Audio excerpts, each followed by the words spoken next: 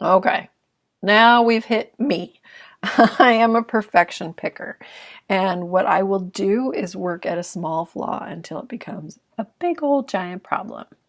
So the condition of the nails, as many of you who have seen my nails, they will appear healthy and basically lovely overall. Everybody says, wow, your nails are perfect. Get lots and lots of compliments. No visible biting. Nails will be well groomed, and they will most likely be longer and grow way past the nail bed, so much more free edge. And if the nails are shorter, they've been cut and filed very neatly. Okay, so let's take a look at the condition of the cuticles and skin. There is no visible sign of skin picking. The cuticles will look overall healthy in appearance without any tears or other visible picking wounds. The cuticles may have a tiny evidence of pulling at the imperfections. And you may pick up calluses around the lateral fold, which is the skin on either side of the nails, as they form. These are guardian seals that are primarily targets for perfectionist pickers.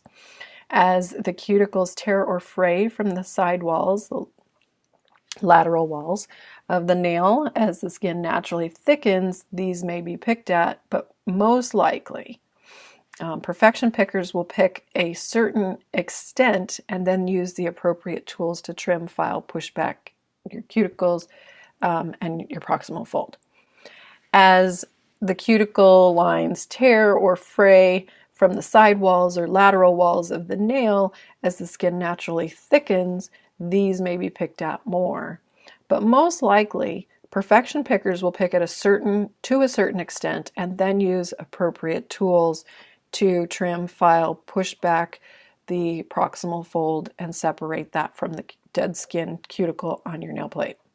The skin may have very minor wounds that are not readily visible to others, but will sting like a Dickens when doused in lemon juice. I have had that happen to me many times. Okay, so signs and symptoms that present in your diagnosis. When we're super busy, we don't pick. When sitting still, focusing, or working at something that requires mental focus, but hands are idle, we will tend to search for and work at an imperfection. A lot of times watching movies, sitting and waiting somewhere, thinking, or other activities where hands are not busy, it's prime time for the perfectionist picker to set out on the hunt for visibly imperceptible flaws. And that is exactly what I do. Okay, so here's a picture of how it looks, and these are exactly what I tend to pick at. The triggers, this is an issue that's not visible to the rest of the world. Perfection pickers experience an internal battle. They don't tend to experience a lot of external shame. In fact, there's a lot of praise of your hands and your skin and your nails look so beautiful. I hear that a lot. So let's take a look at what do we do if you're a perfection picker. Well, the treatment is, like you've heard in other slides that I was dealing with, that basically it's very, very similar for most of these things. You're going to replace that habit with other habits that are better. You're going to make sure that you have really good hydration inside and outside. Inside, that means drinking lots of water. Outside, that means using a good jojoba wax ester based nail oil on your skin and in your nails.